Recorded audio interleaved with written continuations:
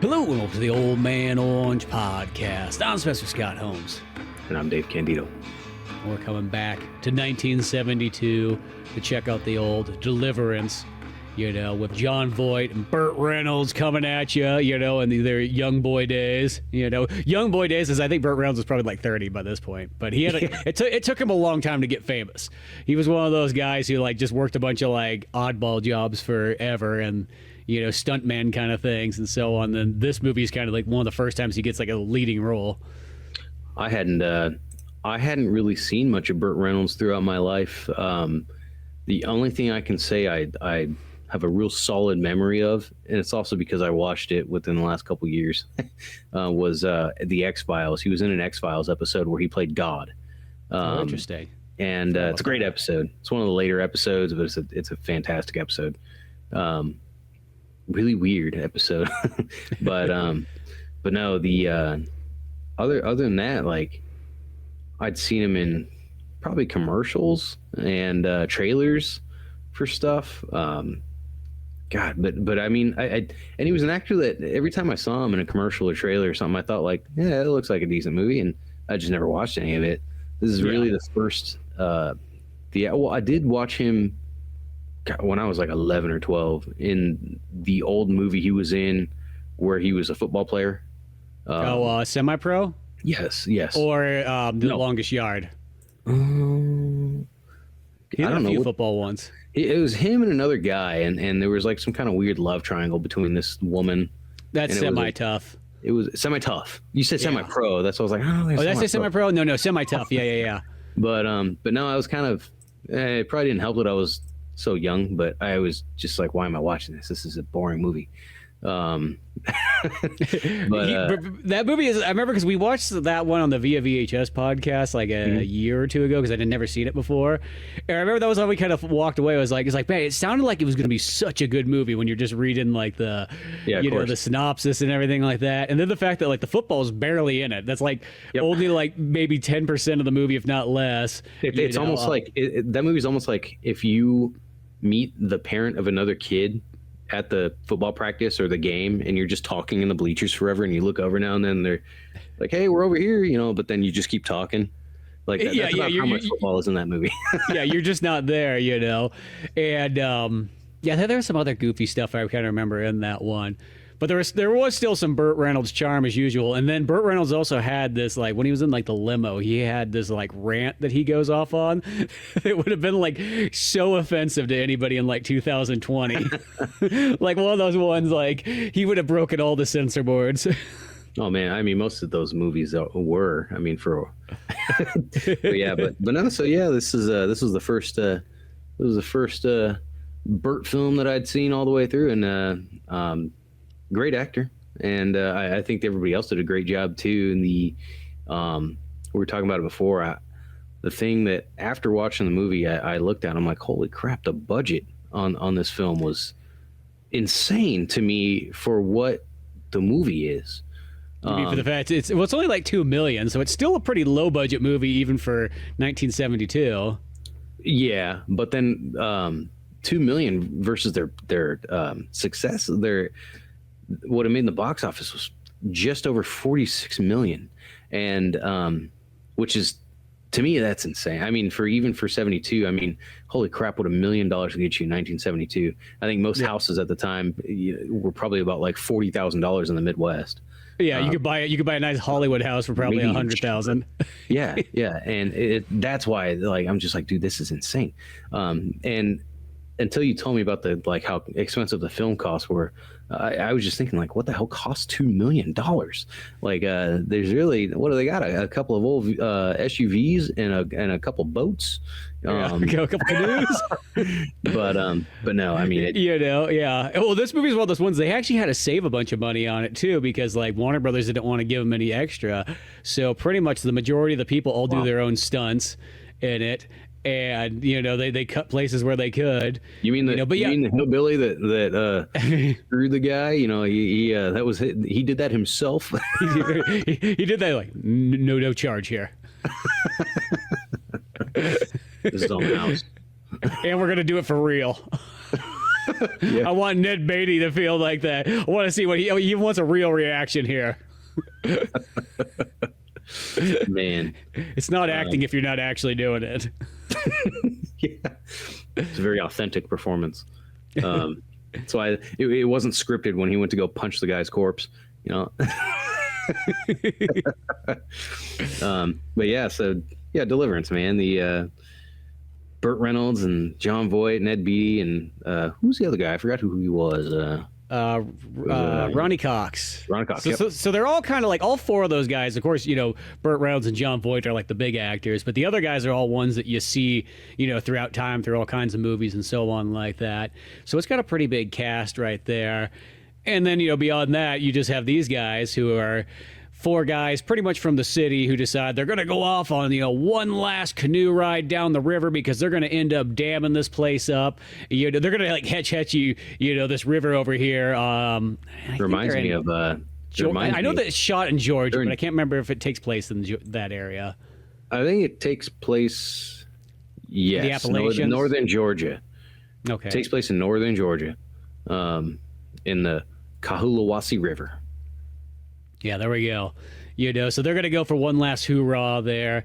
And for the most part, like all the guys are all like, you know, they all have kind of like, well, even Burt Reynolds' characters, even though he's like this like prepper kind of guy who's got all these like extra skills for survival and nature and everything like that. I think it's like one of those ones, they don't say all the jobs in the book, but there was a trailer I was watching that it reads off all their jobs in there. And then apparently in the book that this is based on, of course, it goes into detail on that.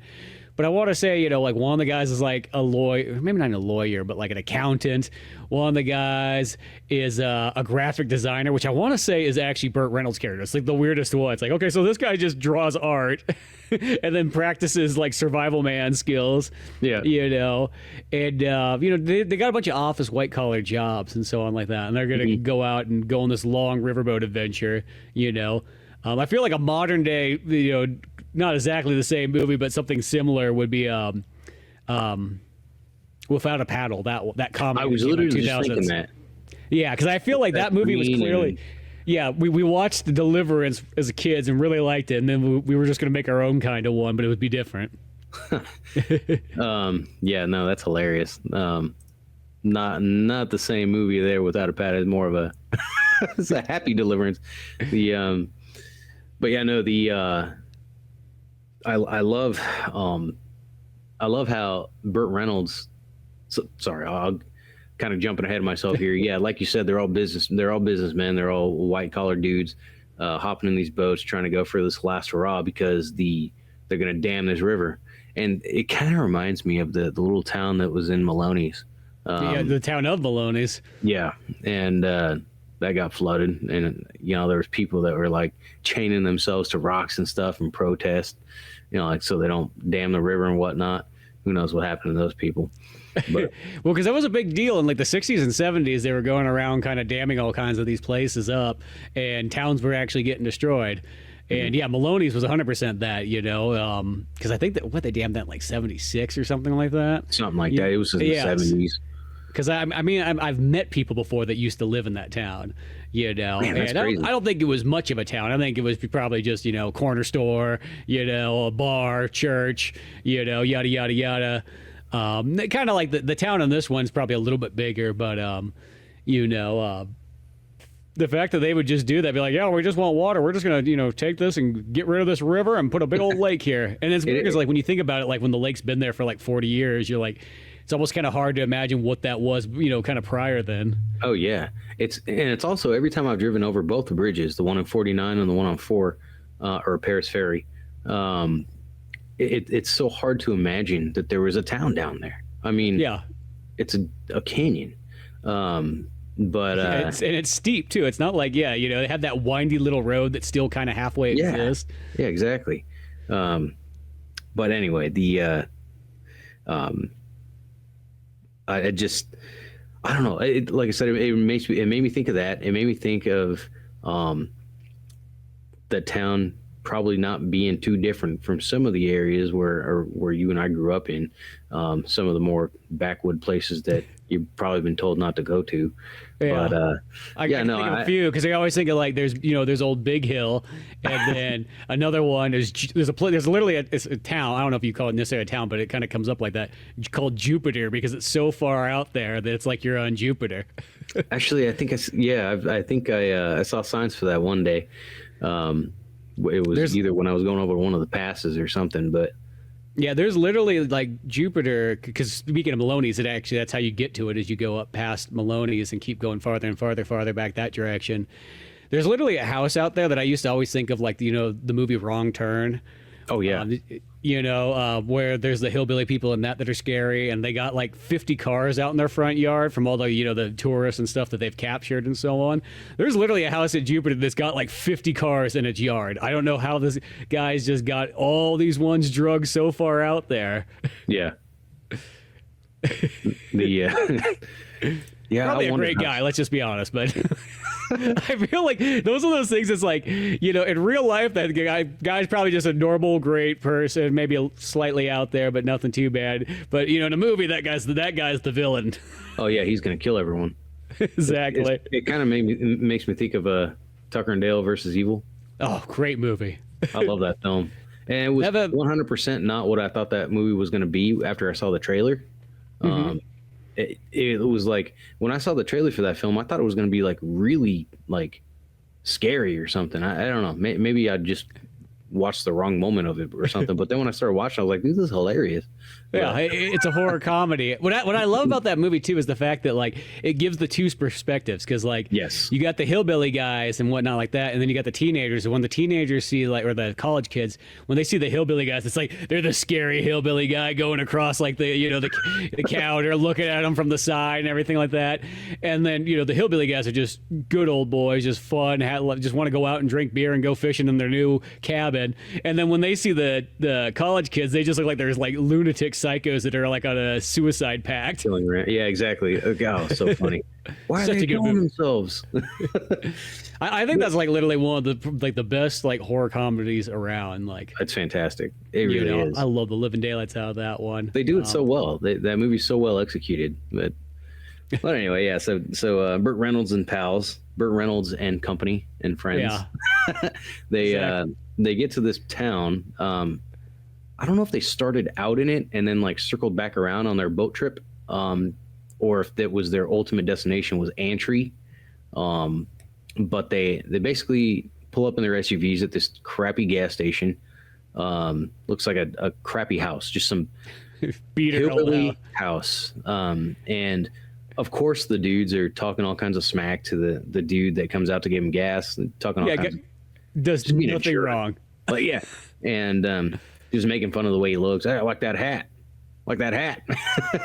And I think it was Ned Beatty who was giving him a hard time about it. And then was it Roy Cox? Is that his name? Yeah, Ronny Cox. Ronny Cox. Ronny Cox starts playing his guitar, and then this kind of strange inbred looking hillbilly kid starts playing his banjo with him, and that's where that was the moment born. That banjo guitar, dueling banjos, I guess is what it's called. The song's called Dueling Banjos. And like, thanks to this movie, thanks to that scene, is where every time you see in any kind of popular culture or whatever, whether it's a cartoon, a movie, a show, and there's some kind of like mountain moment. It doesn't even have to be hillbilly. It's like anytime you see this like mountainous thing, and for whoever the director or whatever creator of the thing is, they threw in that comic relief in there with that quick that part of Dueling Banjos. So this is where that comes from, and it's an awesome scene. That kid's just going to super town. Good. That kid's just ripping it. Oh yeah, and the guy Ronny Cox is trying to keep up, and then he eventually can't. And all the hillbillies start dancing and stuff. The guy starts doing his little jig out there in the front. I love that. Hilarious. It's pretty hilarious. And I thought there was going to be a fight too, because those two guys come out. Who's got that guitar? But they start playing, and then they're done. And Ronny Cox think his name's Drew in the film. He goes up to shake his hand, and the kid's just like, you know, like old school autism. Back before it was cool. Literally. But you know what's funny? I knew that song was kind of like older than the movie. I found a clip online where in the Andy Griffith Show in '55, they're literally playing the dueling banjos, and Andy's playing the guitar with them. There's like two other guys in the episode, and one guy's playing the mandolin. Because if you listen to it, you're like, well, that's clearly not. It's a banjo and like something else and whatnot. Not just a acoustic guitar. Yeah. So there's like it shows almost like the full thing being played, and it makes it have that sound because it's got the mandolin, the stand-up bass, which you hear that too in there, but you don't see it, and then of course the banjo and guitar. That's cool. But yeah, so the they get their gas and stuff, and then they get back in their vehicles. They ask where they can get somebody to bring them down to the river, and they're just being total dicks, like to everyone, like. Yeah, for no reason. Like, there's no reason they should be told dicks. And and even though I'm not a hillbilly inbred rapist, I am none of those things. I still feel for these people in the respect that people who don't have any business there coming around, talking all kinds of smack, and just doing what they want, more or less, because that's what they're doing. And it reminds me of all the tourists that would come up to Arnold, and just start pretending like the whole town was theirs. And so I'm kind of like, initially I'm like, you know what, screw these guys. I hope they get their canoe stolen. Yeah, I hope one of them gets raped. Yeah. I hope it gets real good. Well, even like Jon Voight's character, he's like just like walking around one of the houses at one point. He's just like looking through the windows, like, and then they see that there's that one like really deformed girl sitting on the chair, which I always just feel like that, like, we need it. We have an acting call. We need somebody who's very deformed. Pay us $50. My wife was like, I feel like that's not exactly right. Yeah, to be putting these people in films. Yeah, this is literally old school. This is like 72. Be like, hey, you want $100 or what? Yeah. You want some Jiffy Pop? It's all yours if you do this thing. But so that kind of reminded me of The Hills Have Eyes, the remake from like 2002, 2003, whatever it was. Kind of reminded me a little bit of that. But well, even because I think the original Hills Have Eyes is 76, so you could just see Wes Craven probably looked at this movie and then said, I could run with that. Just add a little radiation in there and all good. But yeah, so they get the crap. They get these hillbilly brothers, that drive down the river, and the adventure begins. And they're kind of messing with them a bit. You can tell, like they're, where you go, city boy? It's like that line from the Primus song, My Name is Mud. That's where that comes from. Yep. I love that. Well, they do the thing too where they're like, okay, we want you to lead us down the river, and then of course Burt Reynolds cuts him off and just starts driving ahead, like he knows where he's going, but he doesn't. Yeah, exactly. And the thing I think about the whole time is because what they want is they're like, hey, we want to pay you guys to take our vehicles down to the end of the river and meet us down there. I'm like, I don't think you got a lot of trust in strangers asking that. And two, the fact that you've been such a dick with them, why would they even care to go, Exactly. Or just steal your vehicle, Yeah, because just out of spite me. Yeah. But I completely forgot about that. And at the end of the film, I was wondering why the heck they found their vehicles. And I'm like, because they happen to be actually trustworthy people. Exactly. And, but then, so they get in their canoes and the adventure begins. And Burt Reynolds, he's this guy that he really plays off the character really well in making him seem like, but he's weird. He is pretty weird. Like, he's always talking to Jon Voight's character. Well, it seems like Jon Voight's his only friend, because the other two guys just seem like they're Jon Voight's character's friends. Because even Burt, it's like, well, those ones when he's with Ned Beatty and whatnot like that, he's always like, hey, Tubby, paddle along there, and so on like that. And there's even a point where Ned Beatty's like, dude, don't put me in the boat with that guy. That's all he did is he just made fun of me the whole time for how fat I was. Exactly, yeah. Oh, okay. And the worst part too is he's like 1972 fat. So like nowadays he looks like he's pretty athletic. Exactly, yeah. Oh man, I was just looking at one of my medical records and it was saying I was obese, and I'm like, God, I can't believe this. But then I see everything around me else, when I go in public, and I'm like, what are they considered? Yeah. Yeah, so they go on their trip. The only person that really likes Lewis, Burt Reynolds, is Jon Voight, Ed, and seems like they're having a decent time, except for Lewis screaming at chubby McFat, and Porky. Yeah,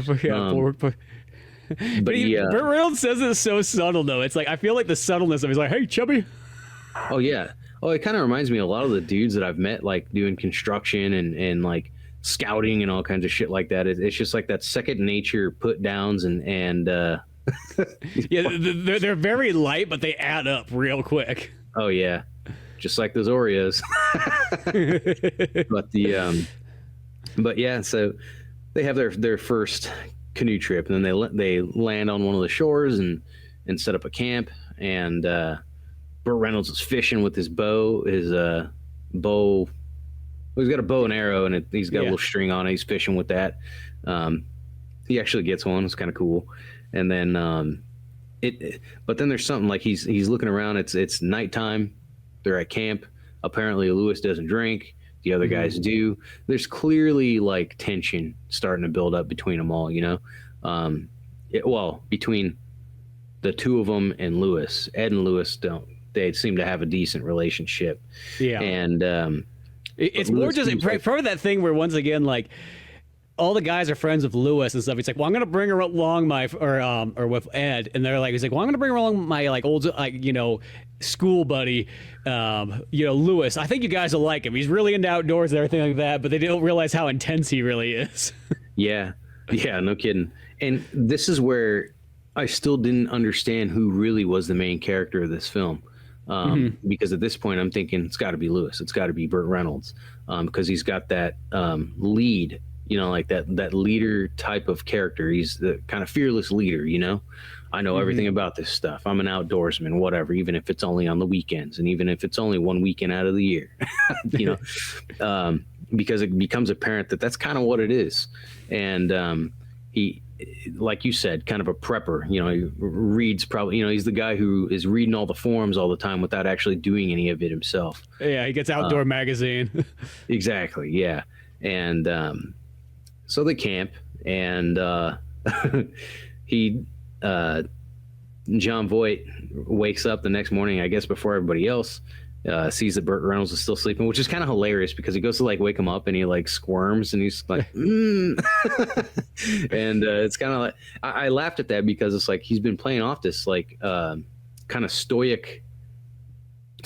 I don't know about tough guy, but this like kind of enigmatic, lead, like I am one with the woods, and then he, Jon Voight just kind of prods him to see if he's awake, and he just sit there and like fucking baby moans for a sec, and I just thought that was kind of hilarious. But so he takes his bow, and then goes and tries to hunt this deer, and it was kind of, I'm like, what's the point of this? But yeah, you're on gets to it later, but yeah, and he definitely misses because he's not about that life. And one thing I pointed out to my wife with this scene was he goes up to the arrow that hits a tree, and it's got a nice sharp hunting point on that arrow, versus Daryl Dixon from The Walking Dead, who uses target practice arrows to go through skulls that just have the round tip. And I said that now this is the type you want. Yeah, skulls. I just it was back in the 70s too, so they weren't afraid of anybody getting any razor blade accidents. Exactly, they want to be authentic as can be. But yeah, and then not long after that, that's where things start to take a pretty serious turn for the movie. And this is where I told my wife, I said, this movie went from being like almost relaxing to, oh my God. Yeah, because at first you just go on this nice canoe ride, you're with your buddies, everybody's having a good time, everybody's drinking beer, whatnot, you're looking at nature and shit, and so on. Yeah. And then you decide just to pull over at one spot because, it's time for a little break. And that's where Ned Beatty had told Ed, I don't want to ride with Lewis. He's a jerk. He just keeps yelling at me. So he's like, okay, yeah, we'll go together. And you kind of see, I think before they even land at their next shore, they get ahead of Lewis and Drew. Mm-hmm. And he kind of pans to the forest, and you see some guy walking, at least one guy walking. And then they land at the shore. I think it was to take a pee or something. And Lewis and them are still behind. But these two hillbilly guys come out and start kind of interrogating him. What the hell are you doing out here? You know, and it becomes a, why are you here? To take your pants off. Yeah, it gets hostile fast because, you know, at first they're like, oh, hey, you know what? We're not worried about any growth or any like plantation you got going on here. We'll just be on our merry way. We're just canoeing down the river. Well, why would you want to be canoeing down the river, boy? Yeah. That river's dangerous, don't you know? It's such a strange scene. And even on, like, if you look on just even the Wikipedia page, you'll see where this film got a lot of criticism for the way it portrayed people from the Appalachians. Yeah, well, because it's one of those ones, like, at the time period you don't think about, but it's like, oh, it's kind of clearly somewhat racist by the way that, like, this movie goes about it, because it makes these hillbillies seem like so much that, like, this stereotype has lasted literally to this day. Oh, yeah. Yeah, like the super scary hillbilly type person, you know what I mean? Oh, you yeah. know, and ironically, in this movie, though, these two guys are the only bad hillbillies. Every other hillbilly is actually good, nice, friendly, and all that stuff. So by the standard is that the percentage is more than 99% of them are really good. Yeah. They just happen to run in the only two guys that are jerks. That are bad. Yeah. And that's kind of like, you can honestly make this movie in so many different ways and have the same story with all kinds of different people, different places, different towns, different faces, different races, whatever. It's the same kind of thing. Like, you think about it, when you go into town, you know, you go into town, let's say 3 out of 5 days a week for something, for anything. And you see what, you know, like a few hundred people as you're walking by to different places. How many of them have confronted you? How many of them have verbally accosted you or assaulted you, whatever? It's not to say that it's not going to happen tomorrow, but, well, this happened to poor old God, I keep thinking want to say Ned Beatty's character is Bobby, yeah, but that's sure what happens to Bobby. He gets caught in the wrong place, and this scene, you know, like I said, it's so weird. It's almost like this dude he'd just been itching to nail a dude for weeks. You know, because it didn't matter. He could have been asking all kinds of different questions, but it really wouldn't have made a difference. Wouldn't have mattered if he heard the right answer, the wrong answer, whatever. All he wants is to pull Bobby's pants down. Yeah, I want to fuck a chubby boy. I kept thinking of South Park too in this scene. You remember that South Park episode where they're making fun of the Kingdom of the Crystal Skull? Oh, that's right. Yeah. And God, what's his name? George Lucas was the hillbilly raping Steven Spielberg. Yeah, that's what it was. Yeah. no, it was him and Steven Spielberg raping Indiana Jones and like a stormtrooper or something like that. It was Steven Spielberg and George Lucas were both making Indiana Jones squeal like a pig and screwing him. Yeah, that's right. Yeah. Well, because this is one of those scenes too. It's like, this is like the scene that when people think of this movie, they think of this scene. And realistically, this is just like one moment to like a lot of other stuff that happens in it. But, you know, especially I think for the time period, I think it was kind of like the first time that like there was a dude raped on screen. Well, not like, you know, actually raped, but you know what I mean? Like for movie wise. And, you know, because that, you know, especially in the 70s and like late 60s movies, this happens to women all the time in movies. Like well, a lot of times when I'm watching a 60s or 70s movie, I get scared when there is like that kind of girl shows up. I'm like, no good's gonna happen to her. Let's just be honest. It's 69. Like, it's only gonna be bad. Yeah. But yeah, so they that dude sure gives it to Bobby, and then there's the other dude, the other hillbilly without any no teeth. And he's about to get nasty with Ed, but then that's when you got a purty mouth. Oh God. And that's when what's his name? Lewis and Drew show up, and Lewis shoots the rapist through the freaking back and chest with an arrow. It's pretty brutal. And then I love how Ed I mean, I'm sorry. I love how Drew comes running with his paddle towards the guy with the shotgun. You better run. And the one guy, like the guy with the shotgun, the only guy who has a weapon for some reason is not shot. Yeah, no kidding. But then there was that, and so the guy with the shotgun loses his shotgun, I guess. I think he drops it or something happens because and then I want to say running. Literally Ed, Jon Voight's character, grabs it. And what he should have done is shot him right then. But the guy, but the whole reason, because they're having that deer scene beforehand, is showing that he's trigger shy, Yeah. He's not really, he shot guns and arrows and things like that before, but he's never killed. That's the difference between his character and Lewis, Burt Reynolds. They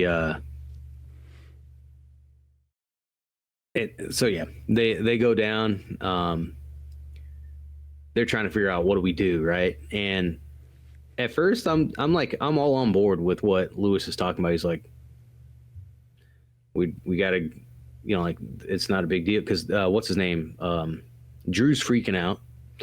Bobby's still kind of in shock, and Ed's kind of just being Ed. He's just it's up until this point, and even a little bit further in the film, he just seems like he's just there, like kind of like the stoner who's not actually stoned. Like he's just kind of like, okay, well, yeah.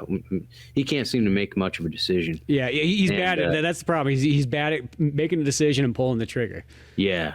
And Lewis was like, yeah, we bury these bodies. Man, if I was him, I would have just left that freaking body exactly where it was and just kept moving. Yeah. This was what's like in less than 6 months, this place was all going to be flooded anyways. Exactly. Because that was the whole Lewis thing. Because that's the weird thing is that Drew, the guy who actually has the least amount of involvement in any of this stuff is the guy who freaks out the most. Yeah, exactly. Yes. Because he has a panic attack, like they're gonna find him, they're gonna get arrested, all this kind of stuff. They're all involved in a murder. Once again, this guy had nothing to do with it. Actually, he just happened to be in the same canoe as the guy who shot the arrow. That's the only thing. But he freaks out the most. Oh yeah, and then the other one is like, of course they can report a self-defense, right? But then all these people, like what Lewis is saying, is like they're all related. They're like, we're not going to get away with this. They're like, because you're going to get a court trial in this little town. Exactly. It's like you could watch a video of everything that happened and you'd still go to jail. Because of tiny little town. It's in the early 70s. We know how that crap would go. And but so they bury it. in a super shallow grave. And, exactly. Maybe the thought was they're going to dam the thing, so who cares? We don't have to be that deep. God. So then, they get in their canoes, and Drew with his ridiculous panic attack, which I'm surprised that Ned Beatty so far is like not doing that bad. No, the dude just got brutalized and humiliated and raped in the butt, and is just like. And he's one of the more calm guys. Like, oh, that was experience. That's what I needed. Yeah, Just needed a good old rape. And okay, because he was always the guy earlier in the show that was, or in the movie that was, talking about like, oh man, I used to have a Buick like this. I bang all kinds of girls in here and so on like that. So he was setting himself up to be that guy. Yeah, he was. Yeah, he definitely was. But at least that's the thing is like literally. He's pretty darn calm about it, and where Drew has gotten like way out of hand, so much so that they're going down the river. He's not even wanting to put on his life jacket. No, he's just freaking out, just like panicking, like that, like they're not going to make it. And then what was nuts was he just falls out of the boat, right? And I kept thinking about how he falls out of the boat. After he falls out of the boat, they hit some white, like real crazy rapids, destroys their canoes. I think one might have been okay in the end. Yeah, one canoe was okay. But one of them just like totally split in half. It was the one with Lewis and. It must have been Lewis and Bobby again. I think Lewis and Bobby, yeah. Because I remember that's like look, he's back in the boat again with Lewis. Though by this point, I don't think anybody's complaining about being with Lewis. No. And he can call me fat all he wants as long as he shoots people. Oh yeah. So then so Lewis's boat, like breaks in half, and he's getting thrown around by the rapids and all this and that. And Drew's gone. Nobody knows where the heck Drew is. And then they find him. They eventually find him. But they find him much later. For a little while, yeah. Yeah, because they pretty much finally, after they get past all the rivers and everything, or the rapids and all that stuff, they come to kind of like a calming zone and stuff like that. And once they kind of get there, they drag the boats and the particles and whatever else they had left, and they're trying to figure out literally what happened. Well, before that though, the right after that rapid scene, Drew's nowhere to be found. Lewis has become completely useless. His thigh bones broken, bones sticking out. That was a good looking wound for the movie. Yeah, and nasty. But his leg's done. So then he like loses all composure, and that's where I was like, where is this movie gonna go? Right after he just like kind of fizzled out as a character, I was like, I stopped the movie to see how much time was left. I was like, there was a lot to happen here. Like, and this guy who I'm thinking is the leader is just done. Like, he's crying and shit. And I'm like, well, what's going to happen now? Well, and that's when it became apparent to me that Jon Voight's the real star of the movie. And that's where, like, where's Drew? Where's Drew? He's yelling for him and nobody knows. And then Lewis is like, he was shot. And I'm like, that's what I was saying earlier. I watched that scene again. I'm like, I don't think he was shot. There's no gunshot. You don't hear anything. I mean, I know that like it's a bunch of rapids and everything like that, so it'd be a little bit harder, but you'd hear that echo no matter what. Oh, for sure. In there. But I think it's that thing that it was just Lewis didn't want to believe what was really going on with Drew. The fact that Drew was really just committing suicide is he thought that the only way out was to be dead. So he just jumps out the boat and is. See, I thought he passed out. Yeah, well, he might have done that too, I guess. I always just pictured it more like that makes sense. That he couldn't handle it, and that was the thing. Is in his freak out, he decided he was just going to kill himself because he saw these rapids coming up, and that was the place to do it. He had no life vest on, Not like those life vests. I feel are going to do you a whole lot of good, in those rapids. You just get your head smacked once, and then your face first, and that thing's just going to keep you floating that way to drown. But yeah, so like they kind of land in this clearing and everything like that. And I think that is the interesting thing, is because it does do that thing that Jon Voight's character, Ed, literally has to man up, literally by this point, and take charge. And it's a good turn-of-face character for him. But they decide that, like, okay, well, Lewis is down here. We got, patch his leg up and everything. Bobby's going to stay here with him. They're like, well, how about you climb up that rock face and go see... Yeah, if somebody's shot down, that is one incredible feat. Climb that freaking rock face with no ropes and pulleys or nothing like that. He just bare hands it and climbs all the way. Yeah, and Jon Voight does the stunt himself because they needed to save money. Holy crap! I can't imagine that. That's incredible.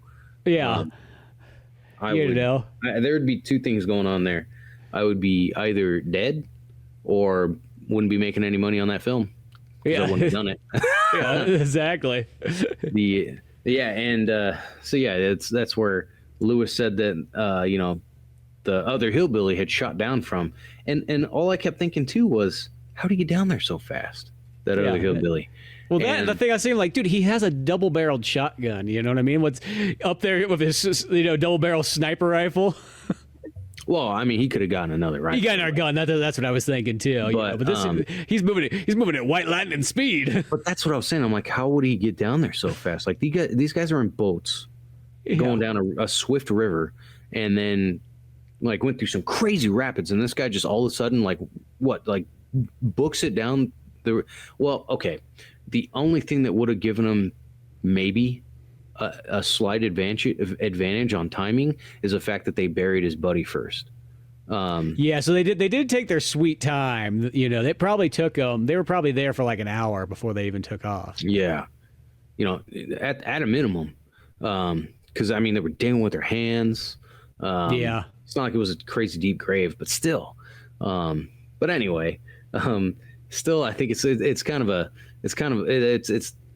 I wanted to say it was a little far-fetched for it to be that same guy, and you don't really get so yeah. Jon Voight climbs up there, and he brings the arrow with him, the bow and arrows, the bow and arrows, and then he's kind of waiting, and then he falls asleep, and he wakes up, and this dude shows up, and he's got a rifle, and he looks over at him, and it's his moment, you know. He shoots. Oh, I love when he's climbing too, when he gets up there, and he's like, God, what a view.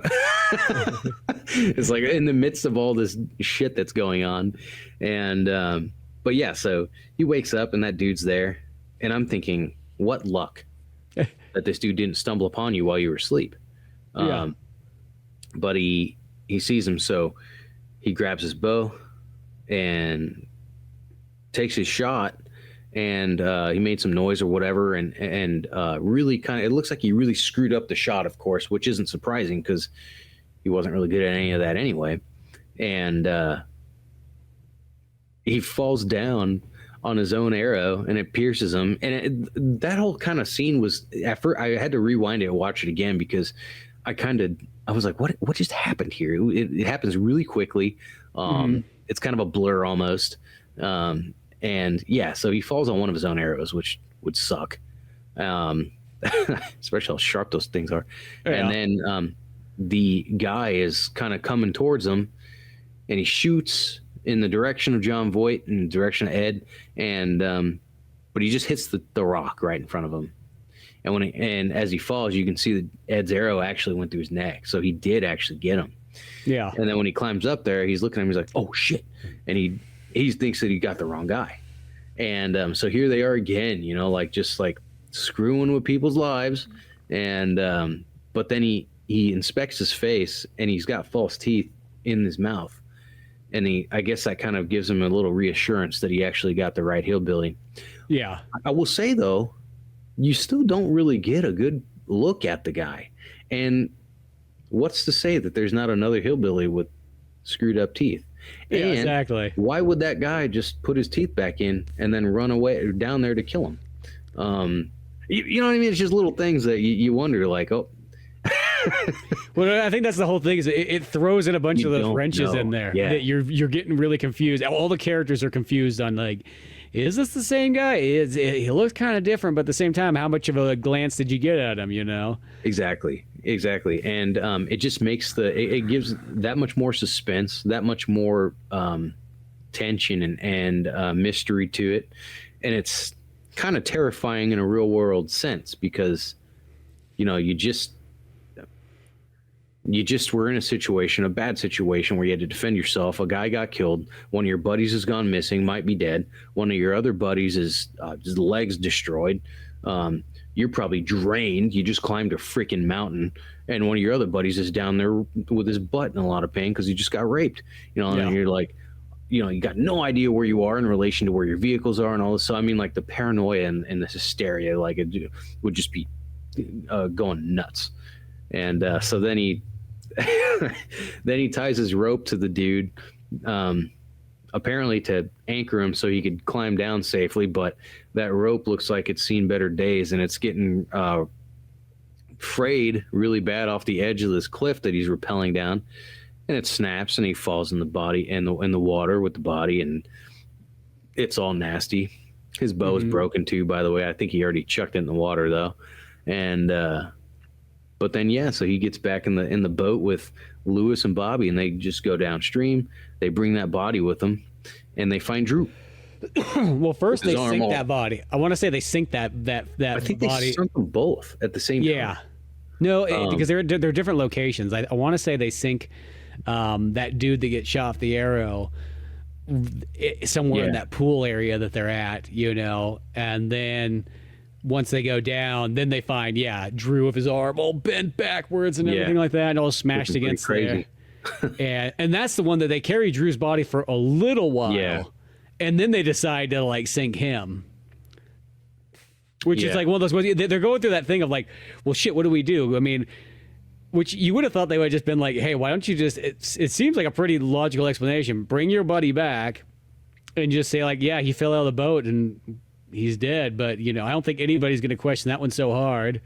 No. But they think it's like, for some reason, it's a better idea to like say they never found him, and they're literally going back and forth in that panic moment of like, well, what is the better decision, And I think that one was kind of a goofy choice, but yeah, no, it was too. I thought the same exact thing. I'm like, why not bring him back? Like, our friend died, our canoe's destroyed, our friend's dead. He fell out. I mean, everybody in this town is going to be like, yeah, you guys came from the city. Like, that sounds about right. yeah, exactly. And, but then, yeah, so sorry. But then, yeah, they come to this, like, another, like, calm section where there's, like, a bunch of rusted out, dismantled cars. And that's where they make their plan. That's where, Ed tells Bobby, you need to have your story straight. This is what our story is, and that's all there is to it. You understand? And he's like yelling at. He's getting real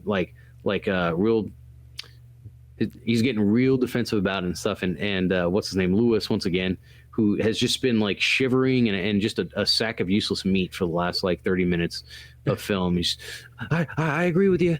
Yes, that's what happened.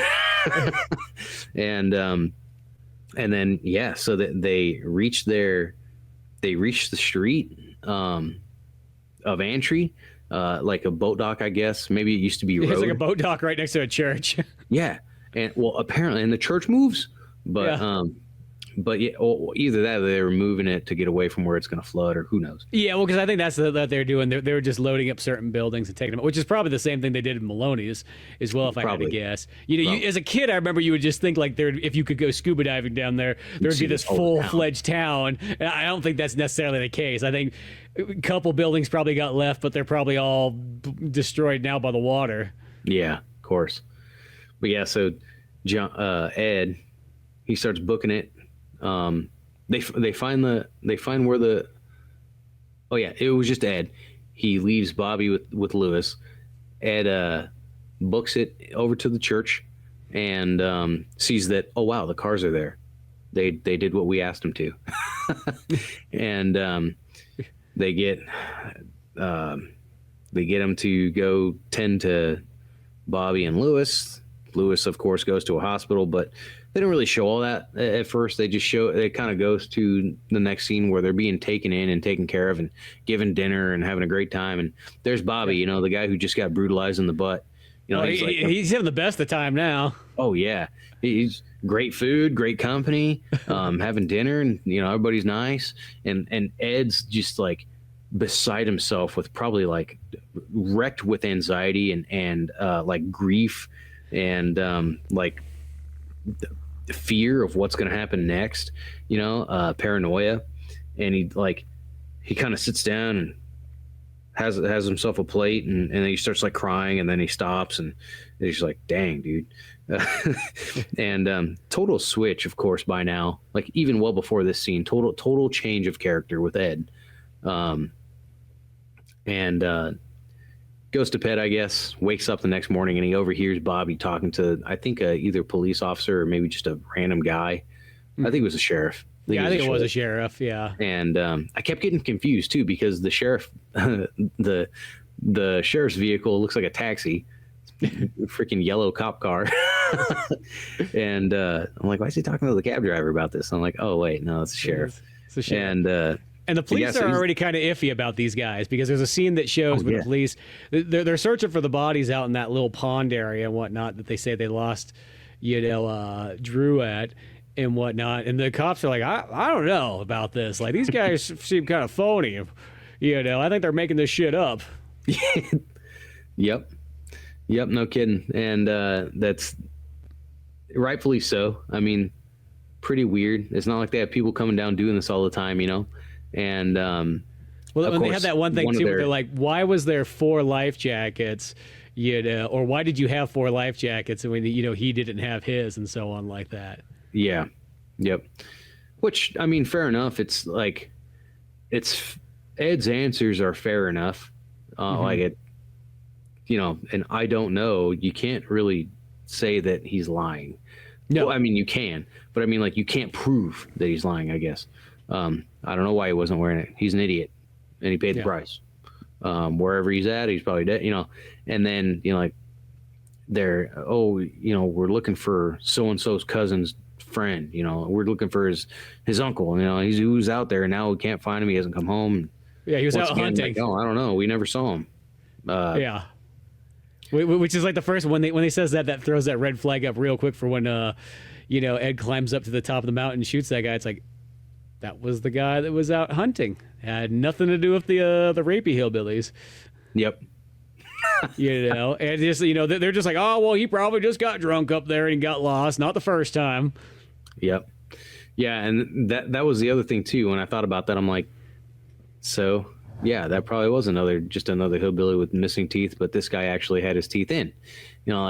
Once again, my suspicion of why would this guy who just almost mouth raped Ed go to the trouble of putting his teeth in before trying to kill him again? But oh man, so yeah, it's just more paranoia and whatnot. But then they're questioned again. The sheriff, which they're still being relatively friendly to him too. Like they're not really being dicks. They're pretty much acting within the realm of normalcy for what had just happened. Mm-hmm. Like our buddy's gone missing, and you show up with a missing friend and a bunch of injuries and stuff. Like there's something going on here, but they can't prove it. Still though, that sheriff and whatnot, they're still being relatively respectful.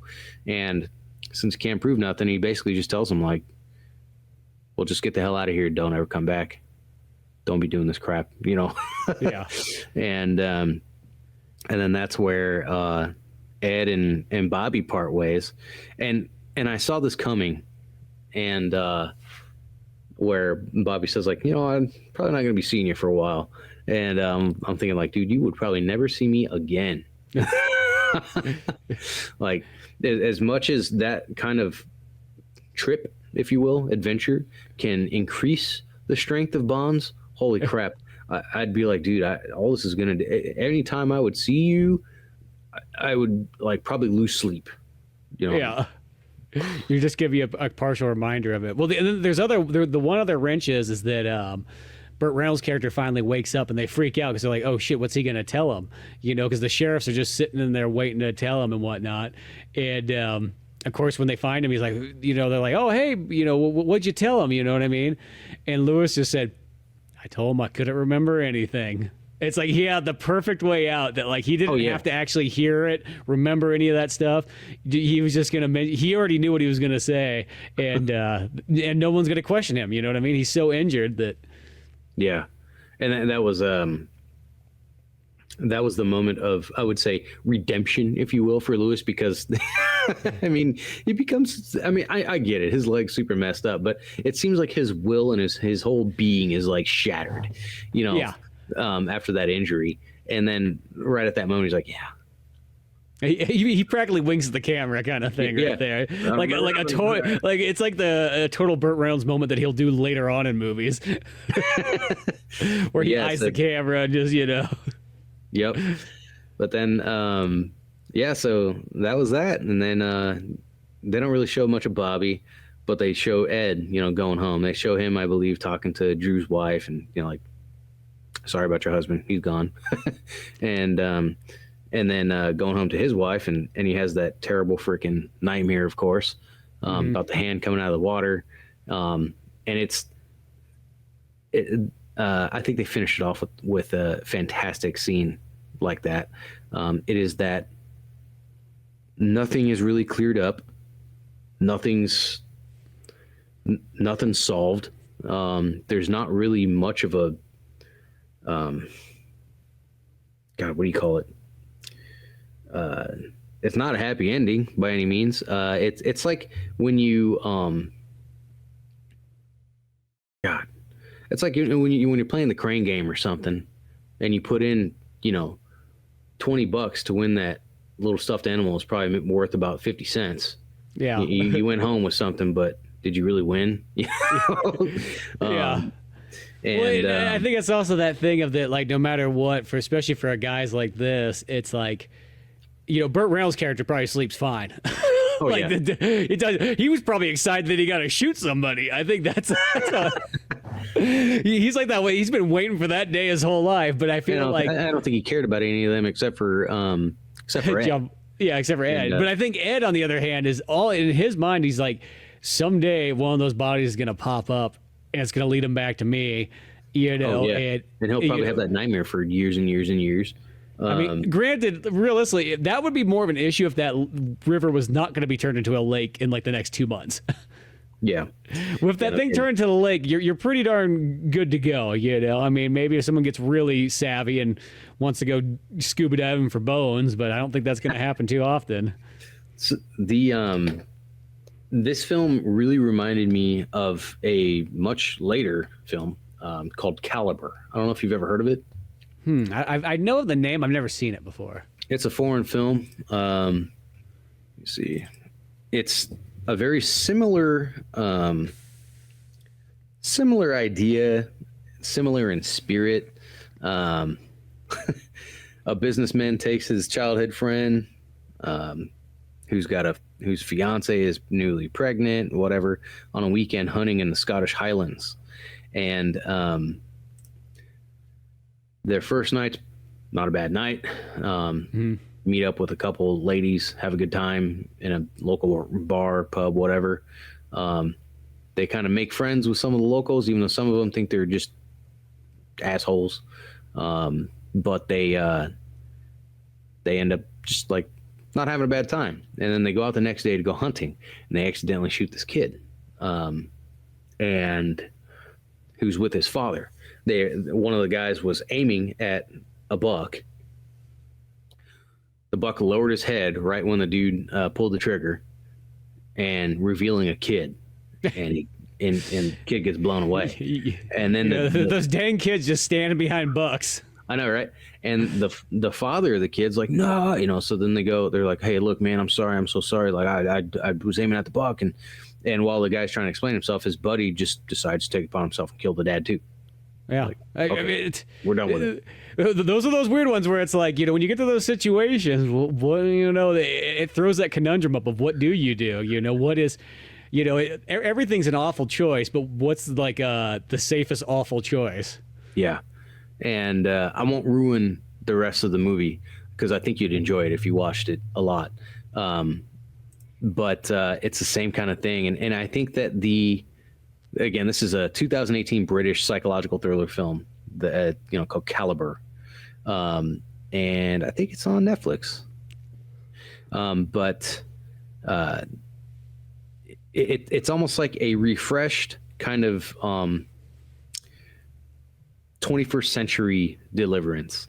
Instead of hillbillies from the South, you've got and then the stereotypes of Appalachian folks, it's kind of the rural folk in the Scottish Highlands, and like I said, it's very similar. This movie really made me think of that because I saw Caliber well before watching this film, but I think there's definitely some inspiration there for sure, and definitely well worth a watch. And then it also reminded me of another film that I watched a few years ago too.